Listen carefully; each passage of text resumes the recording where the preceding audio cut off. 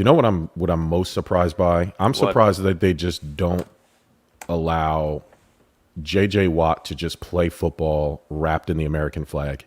His jersey should just be the American flag, no matter what we do. He's the true American patriot. Yeah, but is he though? We'll find out. Next.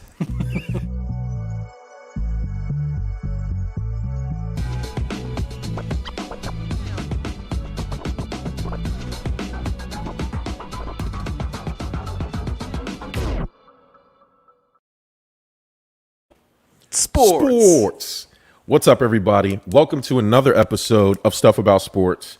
I'm Jerm. That's Bert. What's up, man? What's up? You look like the prominent football dad right now. Man, I was football dadding it up, and we'll get to it in a second because I don't know if I'm going to be allowed at any more games because I was cursing. I went through the whole spectrum of emotions, man. It was a good time. My son, my 15-year-old son, my stepson, Jordan Jackson, first game of the season. We didn't know if we'd ever get here because COVID was, the kids were in school for a month. Then they got shut down for a month. Then they came back for a month, shut down for a couple weeks, had a couple days of practice, and all of a sudden we're playing a game. And it looked disjointed at the beginning, but we made it through. But I'll get to that in a little bit. But first, as always, we are presented by the Give Us a Shot Network. So if you were looking to start a podcast, if you were looking to take your podcast to the next level, or you just want to listen to a bunch of dope podcasts, why don't you go on over to www.giveusashot.network, because you can go ahead and listen to Stuff About Sports, The Divide, 30, Pain Train Pipe Bomb, 3-episode podcast, and much, much more. Bert, let's talk about some of the best stuff we saw from the sports week. Yes, let's. I'll get into it. There's a lot of happenings in the NFL in terms of signings and extensions. And I don't know if anybody saw this, but Ben Roethlisberger is going back once again to be the Pittsburgh Steelers quarterback. And I myself am scratching my head wondering, is this the right move for them? Because I personally don't think so. Now, granted, it's only another year, but, the abysmal season they had last year after they went 11-0 and then quickly tanked after that, and it just showed his, he's not built for longevity anymore, and I thought for sure last season was going to be his last season. So what are your thoughts on that? I mean, what were your choices? I mean, you're going to throw him out there for another year. You can draft a quarterback. I mean, I think that says more about Mason Rudolph and the guys they have. Who was the other guy? Duck Hodges. I think it says more about them than it does Ben. That doesn't hurt to throw him out for a year because at that point you can pull him at any time you want. But at least as you figure out the next phase of Pittsburgh Steelers, you know that you can have Ben Roethlisberger. And if he has a little bit of talent left and he can help some of the new guys, then so be it. But, I mean, I see it just strictly as a safety net move. They'll draft somebody, see how they look in training camp. And if he looks great, then it's Ben's last year anyway. Yeah. And it's like an insurance where you don't have to rush somebody out there. At least you have reliable Ben, at least for the first part of the season. So that's what I took away from that. I expected it. That's basically it. I kind of did, but I mean, I if they had come out and said, hey, you know what, we're not going with Ben anymore, and we're not. I would have expected that too. Almost like I'll accept that. But I mean, overall, I guess that's a good point. Let's have him in here and kind of prepare. I guess I'll almost relate it to not that it may turn out this way, depending on how Ben does. He may have a great offseason and actually work on a lot of his, just I guess stamina to say the least. But the Kurt Warner, Eli Manning, obviously Eli was a top draft pick coming in, and Kurt Warner being the starting guy for the Giants at the time. But you kind of had that change of hands when he was there, and learning behind a veteran such as him could be a good opportunity for someone to be in a similar position for Ben. So Harry says, "Don't forget the Steelers have Dwayne Haskins now too." Yeah, so I mean that all goes through it. You get a guy like Ben Roethlisberger to kind of coach a good veteran, right? Because if Ben leaves and you do believe in a Dwayne Haskins, I don't think you want helmet swinging Duck Hodges showing on the ropes, right? And you don't want Mason Rudolph, who doesn't look like he's. I mean, these guys are all young, right? You just have a bunch of young guys that you have no idea what they are. And I think for the Steelers, they just wanted something a little bit more stable, and we'll see how that goes for them. I absorbed a little bit of golf. and it was really for one reason only, Bert. Your boy. My boy, There it is. back shot Bryson DeChambeau. All right, Big Dick Bryson coming through to save PGA now that Tiger Woods is out of commission. The golf purists hate him, Bert, and I don't know why. And they should embrace this guy. I think on two separate occasions, the people were lined up at the tee to watch him just rocket 380 yards. He's hitting bombs. Not only once, Bert, but twice. Yeah. It's unbelievable. He had the balls on a par 570. He said, you know what, man? I'm not going to finesse the hole like everybody else does. I'm not going to sit there and play for par and play it safe because I'm scared of the big par 5. No, I'm going to hit it over the water. I'm going to land this thing. And he did this to victory. Now, off of that, it's amazing. When they have to change the rules for you, Bert, that means you're on the right track. And Yeah. today, PGA said they're going to make that an out-of-bounds play, which I think is ridiculous because not many people... Yeah, they said spectators because on the other side where he hit it to, nobody does that because nobody can except Bryson. Yeah. And they said that they're going to mark that as a out of bounds spot, and it's going to be Why? it's What was the their Bryson reasoning, rule. though? They said that I guess on the other side you can't really see where you're going with it, and spectators could be there. So Don't put spectators there then. that's what I said. That's I'm sorry. exactly what I said. What's yeah. that? Golf wants to make golf less exciting. Yeah, Like, and you have the and one honestly, guy. I don't like. I hated on him because he had kind of like a rough start. He's got this I don't care, attitude in itself, which you don't usually see in golf. Mm-hmm. Which started a little rough for me last year, but as I've watched him throughout, it's kind of grown on me to a sense too. And he's an excellent athlete and golfer in itself. But if he can hit like the same reason why people love the designated hitter and people don't. I mean, people being me and you say steroids are legal in baseball because we Yep. want to see people hit monsters, plain and simple. And the Yeah. same goes for golf too. So if someone's going to hit it in a play that's not usually made, or at least an approach in golf that's not usually made, let them do it. And from now on, don't keep spectators there. That's all there is to it. Or keep them there and say, hey, listen, wear a helmet. Yeah. Like it is what it is. But I'd much rather, it's more exciting for me to watch golf. And golf, I'll watch it. I don't find it as painful as some other people, but I bet you more people will tune in if they know this dude's going to be hitting absolute bombs, shot after shot, and taking risks like that too. So, I mean, I don't know. This could be a very, very bad move for the PGA.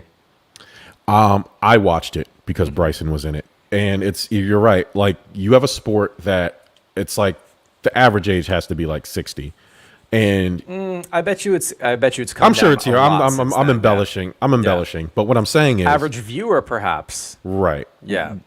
I'm not watching it unless there's somebody like Bryson in the tournament, is what I'm saying. You know what I mean? Because I want to see this guy. And it's not just me. There are people that are in attendance that rushed to every tee box he was in because they wanted to see him rock this ball. And they gave it to him. And I love that he's not a traditional golfer. That's what makes the sport interesting. We've talked about it in baseball. You want to start taking your game to the next level, you need characters. That's why people still, grown men like myself, love professional wrestling. We love the Terrell Owens of the world. We love the Allen Iversons of the world. You want you love Bryce Harpers of the world. You want characters in your sports because it makes it interesting. That's why Mike Trout, he should have the number one selling jersey. He's not even in the top 10. You know why? Because he's boring. He's a cardboard box that can hit home runs. It's unbelievable. His cleats And sell, though. I'm sure they do because, again, the people buying the cleats are playing the sport. They know that Mike Trout's that dude. But a guy like me who don't give a shit, I'm like, bro, I want the flowing hair. I want the beard. I want the bat flip. Like, I want all of it. And you don't give that to me. So, it's crazy to think that golf is trying to hinder something like Bryson, and it's sad. They shouldn't do it. Yeah. So I'm not sure if you caught this, but Creighton College or university, I'm not sure, either one, but Creighton basketball coach was suspended for actually telling his players to, quote unquote, stay on the plantation. I can't have anybody leave the plantation in a post-game speech after a loss to Xavier. Obviously, not the best choice of words, being that plantations, and everybody should know the history behind this one, predominantly used slaves to maintain their grounds and both inside and outside of the house in itself. So it dates back to slavery. And of course, he's doing this in basketball when the makeup of the league is predominantly black. Yeah. So Greg McDermott is the coach's name. He actually offered to resign, but the players said no. They didn't want him to go. So the Yeah. university settled for him being suspended. No word on how long it's going to be. They say he could come back by the time that the tournament starts, but that is still up in the air as well. So, he came out, he apologized. He knew it was a bad reference to make. Honestly, I've never even heard that term before. Like, why not, hey, stay in the house or protect this house or, or anything else in terms of grounding your team. I've heard leave the reservation. I've heard all types of stuff. I've never heard that. I'm looking up. I'm trying to see where he's from. Because as you know, I live in North Carolina, and there are still housing developments like for the rich people are at called plantations. It's whatever the name is, plantation, and it's just a giant. It is what it is. It's a plantation. And I get that. Plantation. It's not plantations weren't created for slaves. It's just what the slave owners owned. Yes. That produced whatever. There's a strong association between it. There's a strong association with it. It's not the best choice of words, but I'm going to shoot him a little bit of bail, and I think this is where the players are going with it. Depending on where he's from. If he is from the South, and I'm sure that's the word, because today in 2021, I drive by several plantations every day. And I've never heard that terminology, but I've also haven't lived in North Carolina all my life. I've only been here for 4 years. I've never heard that ever before, but it's like, who was it? The Houston Texans owner that said he didn't want the players running the prisons or something like that. It's like you have to, these tendencies that these middle-aged or older-aged white men have in sports particularly, you have to be careful, man. I'm sure he's a nice guy. His players obviously think so. Yeah. But you have to be more self-aware than that. Yeah. So, I'm looking at his details. It looks like Iowa predominantly is where he's from. I see North Dakota State is where he coached at too. So predominantly Midwest. Creighton itself is in Nebraska, I think. So He's already been reinstated too. Has he? Yep, as of today. Another thing I see here, annual salary. How much do you think he makes? Oh, geez. Annual salary, I'm upwards to 10 million. No, a little bit lower than that, but still a little bit shocking for me to see actually written down as well. I'm not sure about Creighton. I don't even know. Creighton's not even a big school, right? They're a private university. They're a Jesuit university, so they have obviously ties to Catholic. But $1,369,000, about $1,370,000 annual salary to be a basketball coach at a university. Which at Creighton, Kyle Korver, the pride of Creighton, man. Yeah, that's the Creighton Blue Jays. That's all I know about Creighton is that Kyle Korver went there. Look, apparently they compete. Xavier beat them, not by much, but overall. But yeah, I think you're right. I think the players obviously know he's better than that, which is why that nobody said I want him out. He has one black assistant coach which said he was disappointed, of course, in his comments overall. Right. But knows that he's going to obviously make the best effort moving forward in itself. So, Brandon, what's up, man? Thanks for joining us. Sorry to hear that your Steelers are dragging the carcass of Ben Roethlisberger out for another year. Yeah. They should just take him back behind the woodshed and old yeller him because it's over. We kind of got a couple things going on here. One of them, of course, talking about a little bit of the NCAA tournament, and then Brandon hopping on here kind of got my my mind going about a potential bucket of doom when we get into March Madness. Not initially, but maybe like for Sweet 16, if we get 16 bracket of doom. Maybe? Bracket of doom. Although this time it's got to be a one and done pick. So you. No. Everybody fills out. No, I think everybody should just fill out a bracket. Traditional. You think we should do bracket instead? Yeah. I think that's fun. I think people like filling out the brackets. People love the bucket of doom though. So I'm thinking you put 16 teams in that bucket. We pull them out. That's your team. You stick with it, and if they win, you win. We're gonna put a pin in this. We're gonna come back to it. I think because I think Mike was saying the same thing. Maybe shrink it down to the Sweet 16. You might have these sold. We might think of something nice for that. So, Bert, I don't know if you read any articles down in the Jacksonville, Florida area, but your boy Urban Meyer strikes again. I don't know if you've seen this article by Urban Meyer. I did not click the link. I didn't read it. I had no interest in reading it because the headline was. What It Takes to Be Elite by Urban Meyer. And all I could think, Players Tribune thing? I guess the local newspaper was interviewing him in Florida, or Florida newspaper, and he just put out this article saying what it takes to be elite. And I didn't click on it. I don't know what it is. I can imagine, because if what it takes to be elite is just filling your college team with gangbangers and murderers and hiring racist strength and conditioning coaches, I think that's pretty much the gist of being elite. What it takes to be elite is actually taking advantage of college students from bad areas by using your boosters that go to your university in order to win you or have multiple winning seasons for you, only to be outed by poor coaching decisions and poor assistant hiring is what it comes down to. So this is the real test, though, right? We've seen plenty of successful college coaches move into the NFL and get absolutely laughed out. Cough, Nick Saban, cough. So we'll see, if he has what it takes to be at this level. Because I think this is a true test. It's one thing to be able to get in and coach a program that has great backing in terms like monetarily, or just attractive because, it's got a great upstanding school. So the best players want to flock to you. It's another thing to coach grown men and try to win too. So, but I mean, I have, I know you didn't read the full thing. I'm not going to read the full thing because I think he's honestly the biggest piece of shit in the world. So. Oh no, he is. Mike, thank you. We are looking good. Mike, yes, thank you. Ricky, what's up, man? Pain Train. Pain Train. Shout out to my boys. The funniest thing, that you see that MMA fight where the dude was beating this other guy's ass, gets disqualified and loses when he should have won. The guy retains his belt. So the champion was losing. And I'm not a big MMA guy, so all my MMA fans, please jump in with the names here.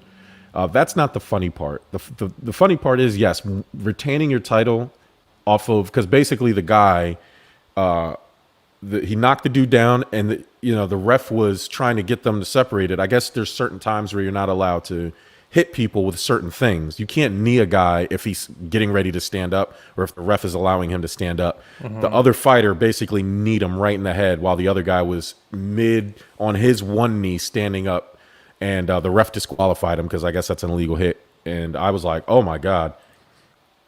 Peter Yan, and I am not going to guess, Aljamain Sterling. Aljamain Sterling?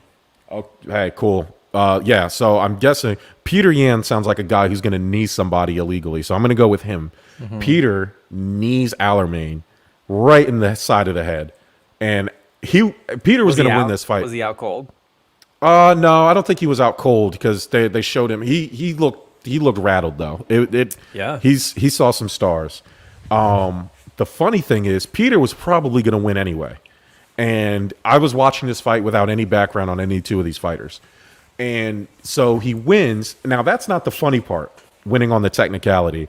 The funny part is, whatever Buffer brother is still out there doing these like special, elaborate ring announces. It's got to be Michael, right? It's got to be Michael. But, he's announcing the winner, and he's going through all this like Aljamain just won the fight of the century. It's hilarious how he announced the winner. I'm like, come on, bro. He won off even think of his own name. It was Bruce Buffer. Bruce. Okay. Yeah, Bruce would be so doofy not to be self-aware enough to like. The guy clearly got his bell rung. He won on a technicality, but the way Bruce was like, I get that he has a job to do. It was just it's visually what he's there to do. Exactly. He was getting paid he got his check cut, but audibly and visually, it was just hilarious to watch him just talk how he was talking when the guy won on a technicality. It was just funny. Brandon said they said his coaching staff told him to hit him while he was down. That's awful. Then honestly, and we were just joking before, if that's true, then his coaching staff and him need to be suspended. And fined. And fined 100%, because that's not cool. That's a dangerous sport already. It's human cockfighting, and we all enjoy it. And we somehow suspend our sensibilities and moralities for human cockfighting, but not for anything else. Not for football players running into 100 miles on each other because we want our football. But whatever. We'll talk about that on a different show. And it's you can't do that at all. No, it's no, not at all. Because at that point, when you're a trained fighter like that. You're not adhering to the rules, you can kill someone, 100%. Especially if they're not expecting it to. So, something should be done if that turns out to be 100% true. Last one for me, this is huge for the Football Association, which is, of course, a federation arm of soccer over in the UK, I think England specifically. So they're planning to appoint their first chairwoman of the 150 in their 157-year history. So Debbie Hewitt will be announced. They're expecting next month. They also came out and said that there were several women on the short list, but Debbie will be there to replace Greg Clark, who committed the hat trick of racist and misogynistic comments in order to get fired from this position by saying, and I quote, he referred to black soccer players as quote unquote colored. He said Asians were predisposed to IT work and claimed female players didn't like the ball kicked at them hard. So, hat trick for Greg. He's out and soon to be the first chairwoman in the 157 history of the Football Association, Debbie Hewitt. So congrats to Debbie when that'll be announced shortly. Congrats to Debbie. Couldn't happen to a nicer guy for the other guy. Good riddance. Yikes. It's, you know what that sounds like? It just sounds like an old, I don't even know how old is he, but he just sounds like an old soccer administration type guy, like the same, almost like old corrupt guy that like the same thing like FIFA's made up of, or like the Olympic Committee and everything else like that. Just these old dudes that just can't help themselves, We've all had these guys at work, the old timey guys that have been there for 30 years, and then like a colored person walks in, he's like, "Damn, another one? Jeez, man." I remember back in my day, and so he's one of those guys. Bert, you alluded to my garb that I'm wearing today, and my last thing from the best stuff of the sports week actually happened today for your boy. And North Brunswick High School finally started their football season, and my 15-year-old stepson, who plays varsity and JV, but he ended up doing the JV game today because they're playing on the same day, which they normally don't do. North Brunswick Scorpions' first game after a tumultuous offseason with COVID. They had a shaky first half. They had a center that had only been practicing snapping for two days of practice because they had to call the other guy up to the varsity, and it was just a mess. First half was shaky, but the defense came through, and at the very end, Bert, my boy, did his diddly right here. Oh, you have it up. Let's see if the audio. Oh, the audio's not playing. Snap, throw. This is the game-winning. No, intercepted by your boy. Pass is intercepted. Yep. And there he is. My boy, number 5. Number 5. Jordan Jackson. It'll be 1st and 10 Scorpions. And that, not even like a bragging celebration, man. He took that with just pure professionalism, got his job done, walked off. He's like, all right, let's finish this. I like that, man. That's nice. Yeah, he's practiced really hard. He plays offense and defense. He's also a wide receiver. 1st and 10 at the 7-yard line. Oh, can you still hear that? Is that still playing? Oh yeah. Oh, sorry. Let me turn that off. Yeah. So it was their first game, and he plays offense and defense. He was a receiver. You could tell they didn't practice many plays. We didn't have a lot of passing plays. He did miss a pass in the end zone that he probably should have caught. It was a tiny bit overthrown, but he was beating himself up, and I'm glad he got that moment at the end of the game to save the game because they were only up 4 at that point, and that would have been the game-winning touchdown because they were marching on us a little bit. Yeah. And he came through in the clutch. The defense held it together. Offense came together in the second half, and the Scorpions are 1-0 on the season against South Brunswick High. Suck it. Good start to the season. Congrats, Jordan, man. That's awesome. Very good start to the season. Now, midway through the season, NBA Allstar Weekend came and went. Bert, I have a problem with All-Star Weekend. I have a problem with it being an All-Star Day. What were did you catch any of these festivities? I watched some highlights. I ended up working Saturday, so I didn't get to see much of it. But what surprised me the most, I will say, is how quick everything, like even to the point where I realized, like, oh shit, that's today. It was over and done with. So it seemed, very crammed going through. It was also, I think it was just a cloud of just weirdness around the whole thing. This was put together late. It wasn't handled very well. We knew that some of the players didn't really want to be there, but knew they should have been there. So because it's for charity, so the NBA guilts them. That's really my problem with it. Yeah. It was supposed to be in Indiana, and it couldn't be in Indiana because Indiana has different COVID rules. They have so it got moved to Atlanta. They have COVID rules, and then so they're wearing these jerseys that are supposed to mimic Indianapolis and Indiana Pacers, but they're in Atlanta. And then they decide to flip it and do the court in all HCBU garb, which is cool. And they had the HCBU introduct the play. And I get what they were trying to do. It just was, it was piecemeal together and it was sloppy. Now, luckily, they tested every player and everybody involved at least 3 times before the weekend. No negative test. Because, okay, cool. No negative test, which is great. So we're past that. But at the end of the day, you're still jeopardizing the city and the players for doing it, and they didn't really want to do it, and it was something that you shouldn't rush. Now, but one thing became really clear. I did like that it happened all in the same day. I don't think I'm a fan of separating the days.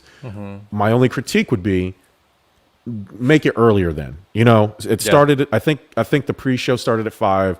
The skills and the 3-point competition started at 6, and then the game was at 8. Bring it down to 4 or 3. 3. I get that you're trying to do it, or when people get off of work, but if you're going to do everything in a day, because the slam dunk contest was at halftime, and they only had like half the participants, and which brings me to LeBron James.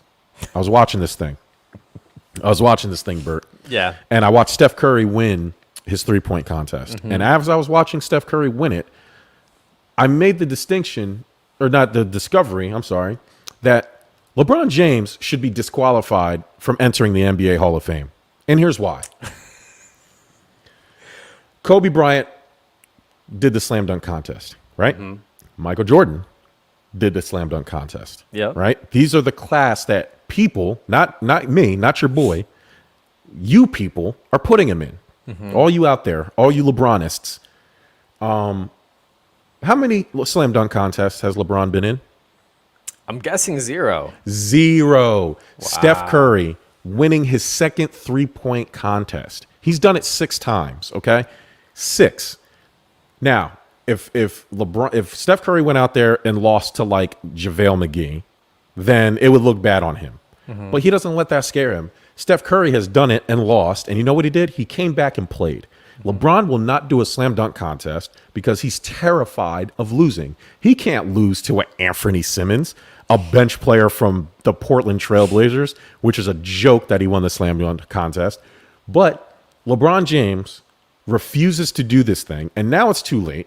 And actually, it's not too late, because if he decides to do it next year in year 19 and he does these simple-ass dunks because he's an old man and he can't do all the tricks that the young kids can do, but they're going to hype every dunk he does because it's LeBron James. And they'll probably just gift it to him, which will be a joke. He won't earn it. You can't call yourself the greatest if you're scared of competition. That speaks to the psyche of LeBron, what I've always been saying. He's scared to go out there and lose. Now, if they had a tag team dunk contest, Bert, where he can get some help, and then he would win it, then he'd be all for it. But to go out there by himself and win it, he can't do that. This has had to have been his at least 18. He's been an All-Star almost every year, if not every year, right? So this has to be at least yes, you do, Brandon. 18. Brandon, yes, you do. Jordan did it. Jordan's the true king. Don't you ever say that again. This has to be. I mean, you said he's been playing for what, 19 years, or will be 19 years, right? He's in his 18th year now. So he had to have been in almost every All-Star game up to this point. Yeah, almost. So you would think he would at least try his hat at it at one point or another. That's surprising. Now, I don't think it's non-Hall of Fame worthy, but I do think that's just another argument for individuals like you to be able to say he's not as great as anybody else, which when you break it down, you're going to look at him compared to other Hall of Famers. You're going to look at wins, rings, points, and then you're going to, the last argument is, well, how many slam dunk contests did he win or at least participate in? So what did you do outside of let me see. Mike says LeBron and Lola Bunny epic duo. Oh, don't get me started. We're going to talk about Space Jam next week. This is ridiculous what they're doing out here. I mean, but we knew it was going to be ridiculous once we heard LeBron James is remaking Space Jam. Nobody asked anybody to turn Lola Bunny into a stripper. However, you've turned her into a 6-year-old girl. It's unbelievable. I don't even know if I want to talk about this next week. Yeah. I don't even want to talk about it ever. I'm sick of it. LeBron James ruining everything he touches. He ruined the game of basketball, and he ruined Space Jam. I'm sick of it. Sick of LeBron. And he'll never make the Hall of Fame in my personal record book unless he does the dunk contest. All right. So, Bert. Yes. Off of basketball. Actually, no. Stay on basketball. Yeah. Blake Griffin. I mean, Going to the beast of the East. I mean, talk about worst to first. Talk about rags to riches. If you can't beat him, join him. Oh my gosh. Blake Griffin hasn't dunked since 2019. Yeah. And he was washed up. Everybody said it. This buyout comes and he's going to Brooklyn. Now he's making like somewhere in the teens off his buyout with Detroit. So he's freely able to sign with the already loaded Brooklyn Nets for a measly $1.2 million. And all of a sudden, oh, look at it, it's Blake Griffin. Like they're showing Lob City highlights. I'm like, the guy can't even touch the rim anymore. So I don't know exactly how much he's going to help, but what were your thoughts of Blake Griffin going to Brooklyn? I think this is what basketball has become over the years. And I mean, you've talked about it, and you've talked about, unfortunately, you have these great players and these under-market teams, and they're not getting a chance because of these super teams like the Lakers when they sign these big names, or Golden State, or OKC in years past, Miami years ago with the big three. And now we're seeing this powerhouse that is Brooklyn. And at first, I was like, what was it last year? All right, fine, sign KD. Who else did they get out there? Kyrie or something, right? Yeah, Kyrie, James Harden. But then James Harden came, and now I'm like, all right, this is obviously people want to go where they think they have the best chance at winning. I get that, but now this is getting to be unfair, quote unquote, when you have these guys flock here. Who, I mean, at this point, are they built for championship? Absolutely. Right. So it didn't surprise me. We didn't know. I didn't personally know where he was going to go, but knowing that he had, he could have taken a low end deal, that he's going to go where he wants to get that ring. The same reason why James Harden went too. So yeah, dude, it's insane. I can't wait to see it, and all eyes are going to be on them. They're almost adding more pressure to him because now if they're not making it far in the playoffs or even to a championship, like what was the point then? They were asking him why the Nets. And because the speculation was the Lakers, right? Speculation was actually both LA teams.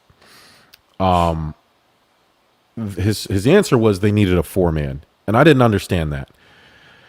You're an athletic, bigger guy, but you're undersized to play 4 or 5. You just you've played the 4, but you were able to get by because you're super athletic, and you're not that anymore.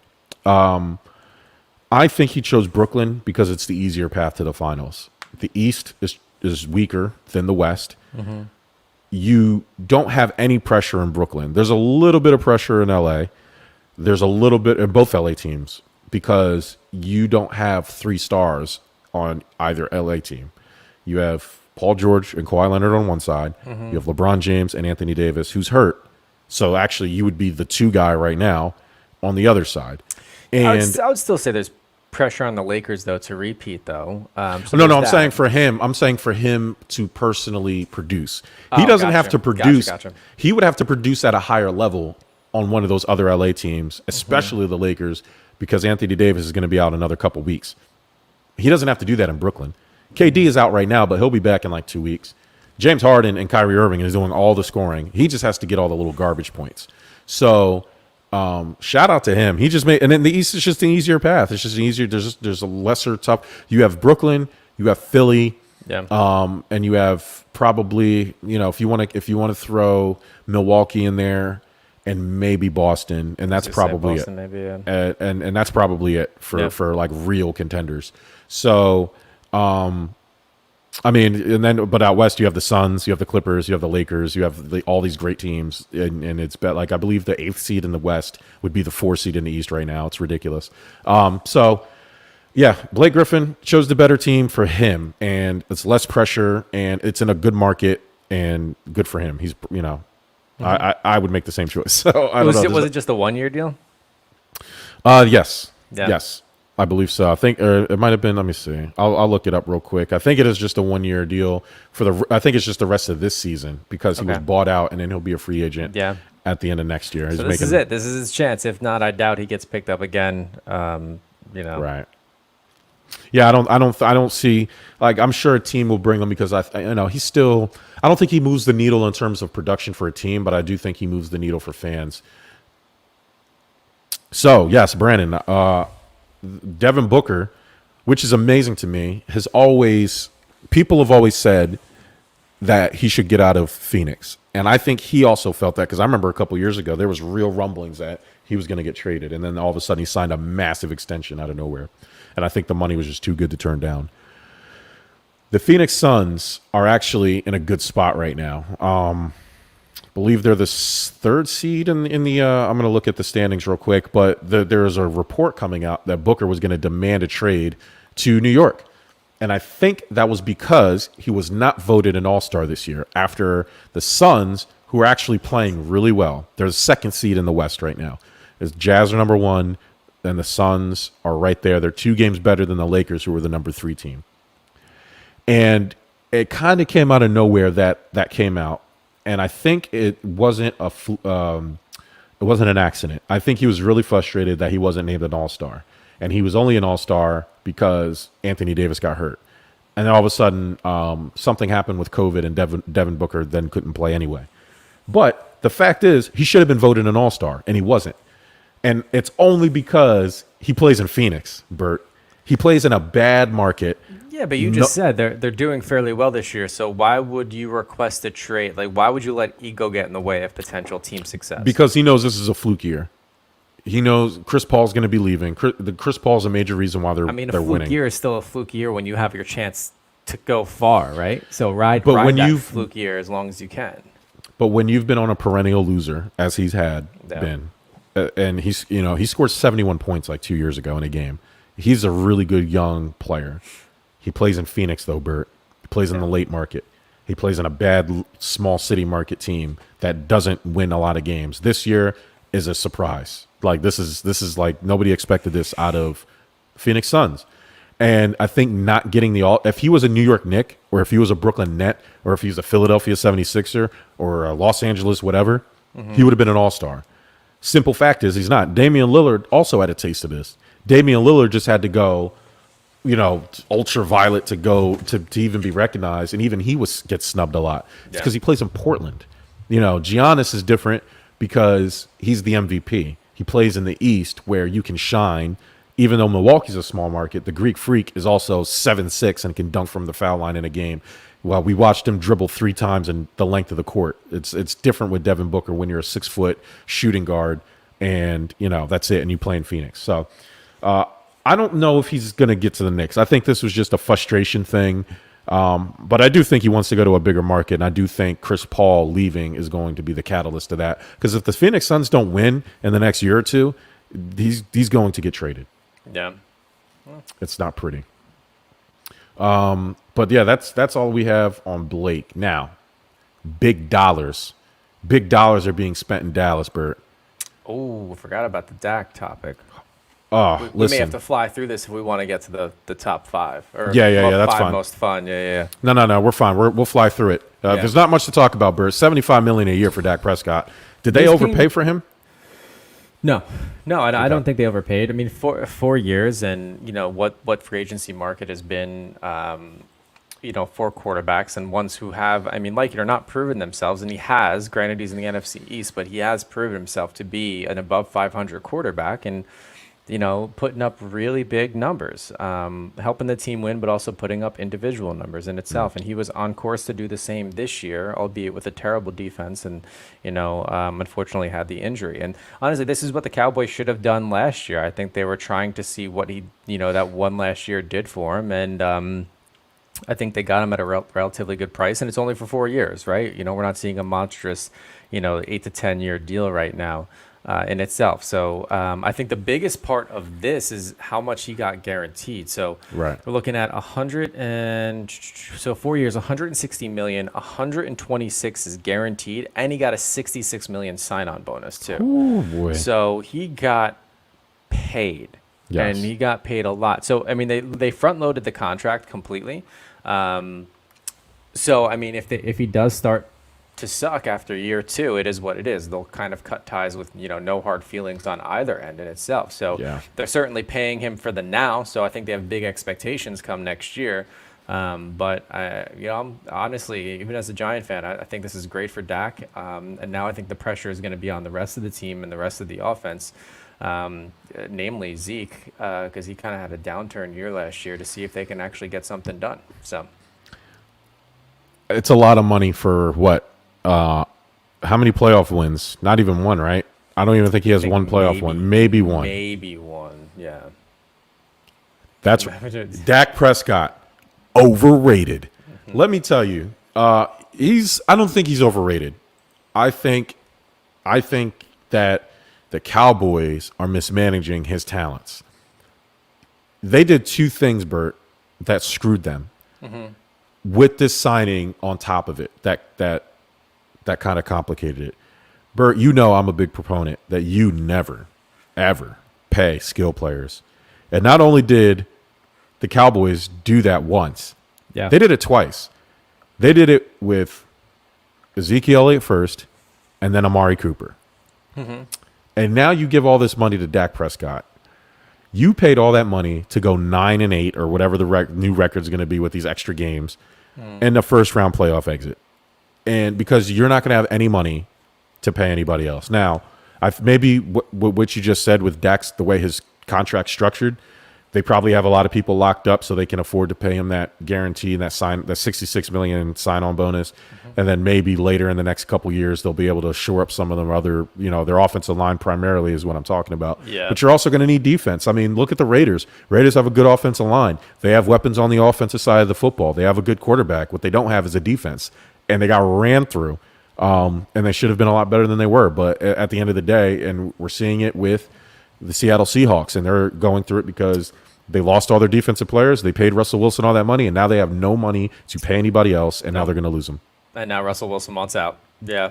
Yep. And there's probably going to go to New Orleans because I was looking at some of the teams that were on his wish list. I know a lot of people are excited about Chicago because they just franchise tagged Allen Robinson, so that can only mean that. Did they eventually? Did they? Yes, they did that. Okay, Good. Last I checked, they didn't, but I guess they did that today. They did that today, this morning. Yeah. And that can only mean that they're going to trade Khalil Mack for Russell Wilson or in some package. Yeah, they're going to have to.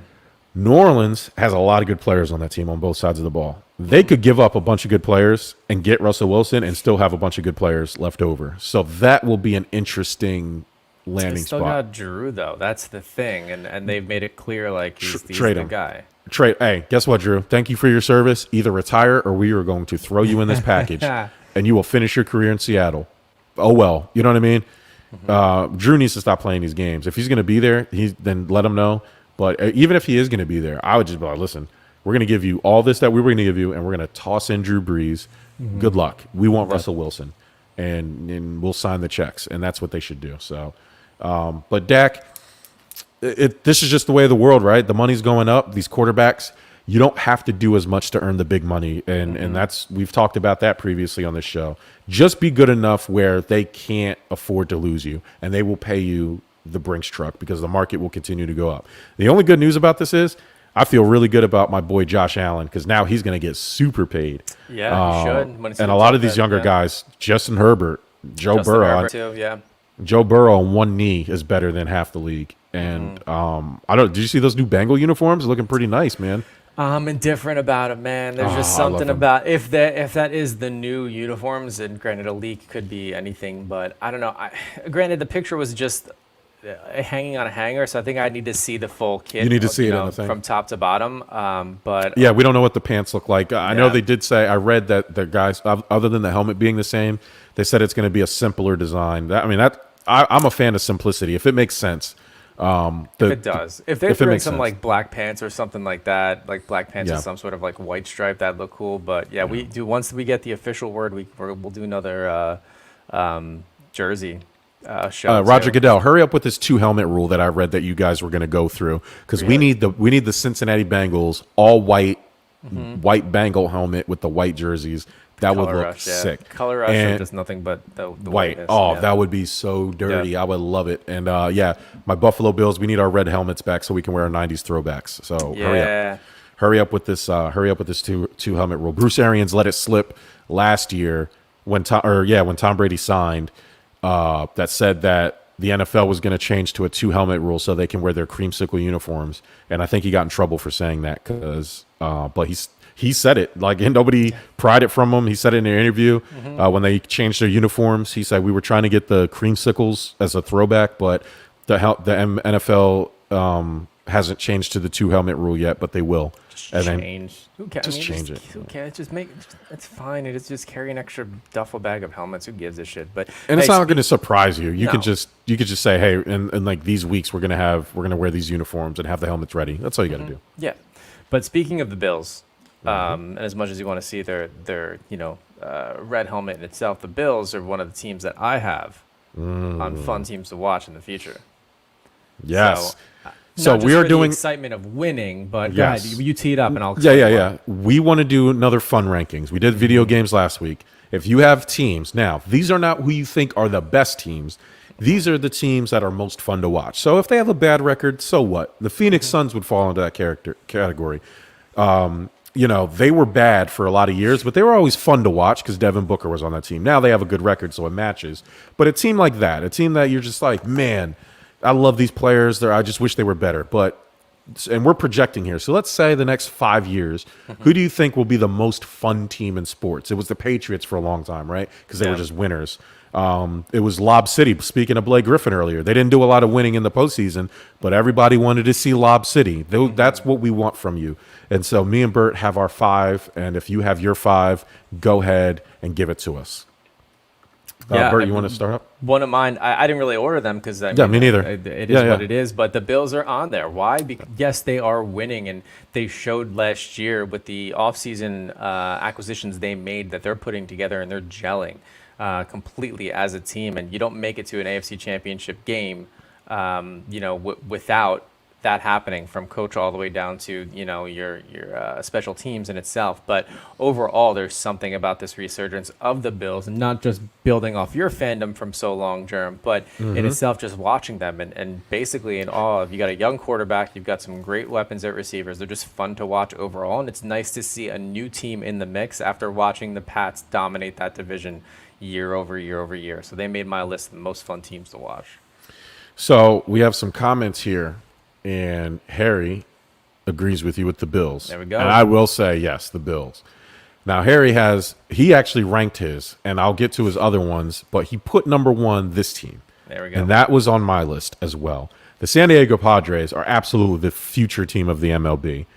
And it's only because of one guy, Fernando Tatis Jr., who collected an amazing Mr. 14-year. Moneybags, Oh, yeah. my God. 14-year, $340 million in the bank. Unbelievable. But that team is good.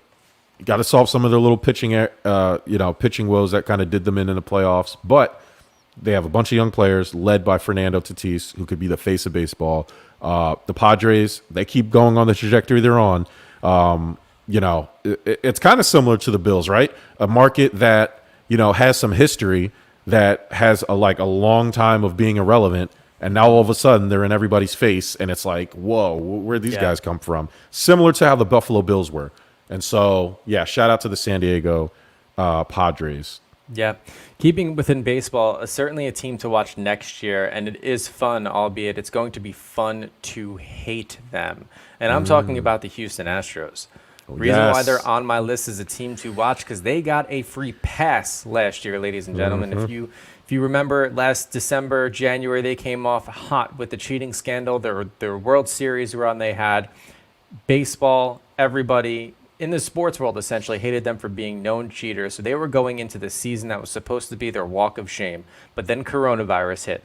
Baseball was delayed, and by the time it came back, there were no fans in the stands whatsoever to give them their boos and their jeers and their walk of shame that they so deserve. But this year, in returning and knowing that stadiums are going to be packed with some stands, you need to watch out for the signs, watch out for the boos and the jeers, and you need to watch and see how these players respond to nothing but relentless chirps game after game after game for this whole cheating thing. So it's time they paid their dues. That's why they're on my list as most fun teams to watch this year.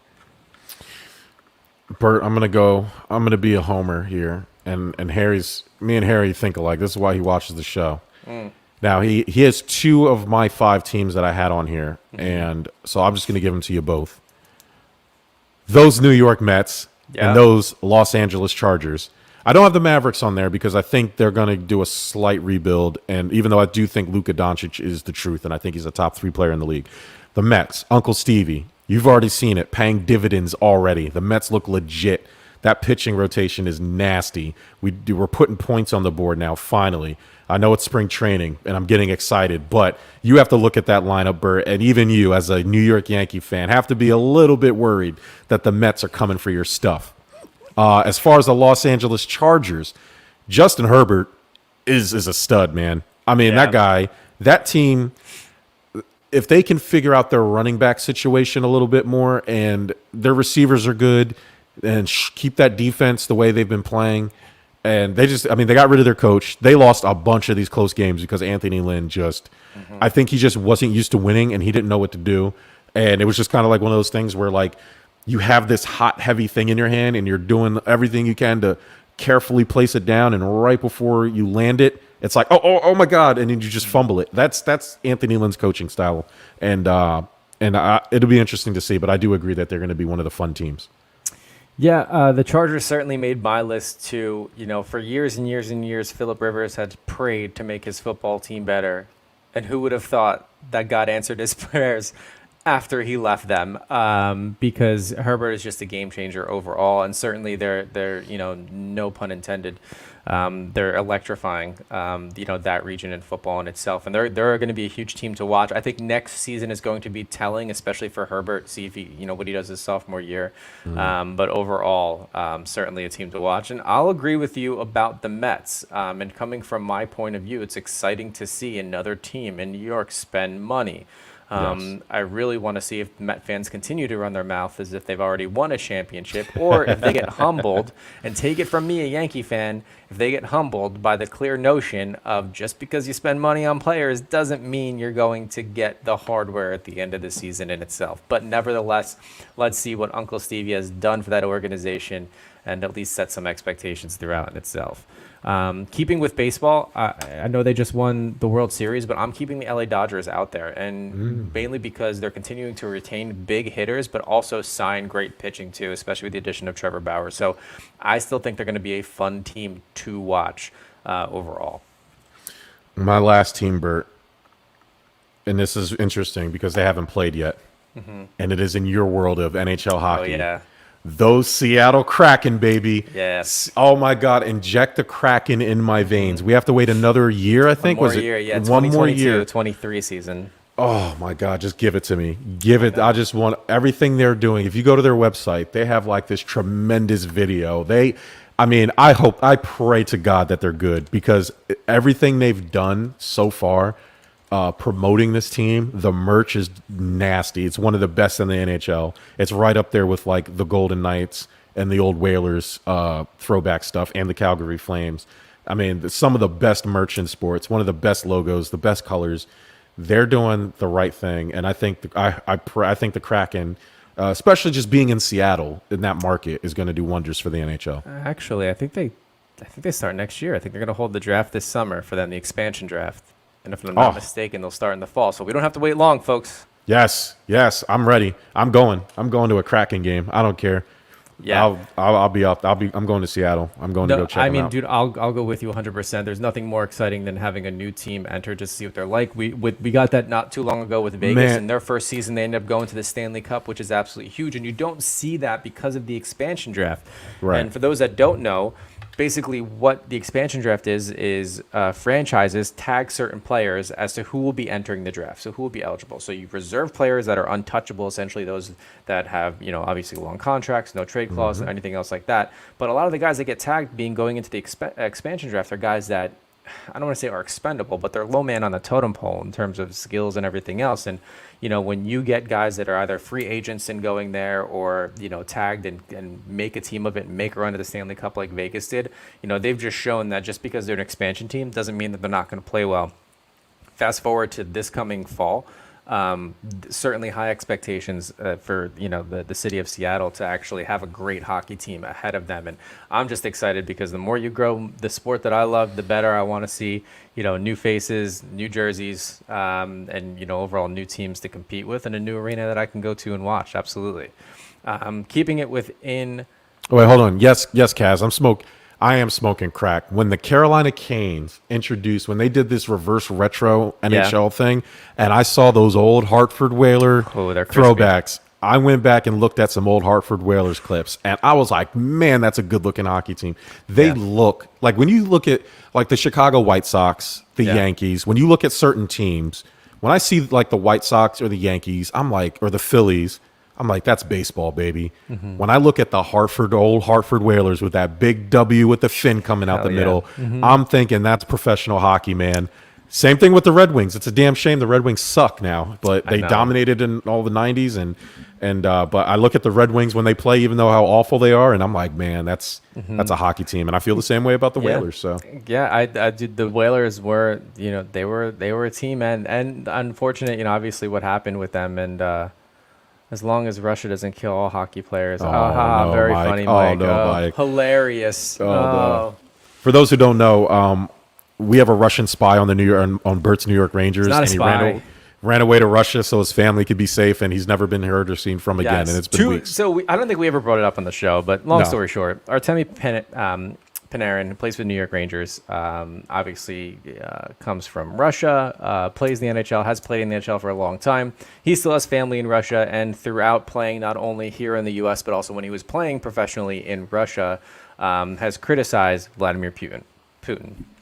One of his old coaches started a rumor, and the reason we say it's a rumor because nobody has found evidence for it to be true, is that he assaulted an 18-year-old girl. This was years and years ago. He's denied it, but he has taken some time off with the team to not only step away from this, but also tried to clear his name. But personally, I think that he's trying to make sure his family in Russia is safe and that they're not facing anything because of all of these accusations, but also on top of that, him and them speaking out against Putin. So I think he's just making sure that everybody is safe and sound. He has yet to return to the team, so Mike's making a joke out there, and another pun saying, "I'm just Putin it out there." I think he said the first just so he can say the second. Yeah. So, I don't think he cares at all. He just he doesn't throw out his Vladimir Putin joke out there. But so listen, keeping within hockey, the very last thing I'll mention: fun teams to watch. Certainly watch out for the Kraken, but honestly, keep your eye on the Edmonton Oilers. Connor McDavid is an absolute beast. He's got the best hands in hockey, and I think on a nightly basis, you're going to see him do something absolutely incredible. And just obviously, put the biscuit in the basket, essentially. He's just going top shelf on it all. But watch out for the Oilers. I think they're going to be a fun team to watch, albeit they'll find a way to end up fucking it up down the line, but still fun. And last bonus team, watch out for those Philadelphia 76ers, baby. Ben Simmons and Joel Embiid are finally clicking. We have the second best three-point shooter of all time in Seth Curry, just barely beating out his brother Steph Curry, the more famous Curry. But Seth is creating his own legacy. I was going to put the Sixers, but I already had the Mets and the Bills, and I didn't want everybody to accuse me of being a homer. But I'm a homer. Fuck it. It's my show. Sixers are a good team, and I'll throw the Atlanta Hawks out there. They got some stuff to figure out, but they got some nice young pieces, and they're a good basketball city. So shout out to the Atlanta Hawks. Bert, I don't think I have anything else, man. Got nothing more. All right, listen, everybody. Again, please check out www.giveusashot.network. We got a bunch of cool stuff there. The new 13 pod is debuting very soon for all you ladies out there. I let my wife listen to some of it. She's really excited. It's a good subject matter. It's for all women. It's not, check it out. I'm not going to spoil it. You have to check it out and figure it out for yourself. Go on to the www.giveusashot.network/shop, and you can go ahead and get yourself the Fuck Terry t-shirts, because we don't support Hulk Hogan here on the network because he wants to have sex with his daughter and he's a racist, and it's weird that WWE keeps bringing him back for stuff. Other than that, Bert, I don't think I have anything else. Next week, we are going to try to figure out this bracket of doom, bucket of doom, something for March Madness as it kicks off. We will figure it out. We will have some more great prizes for you. But until then, everybody, have a wonderful, safe weekend, and we will talk to you next Tuesday.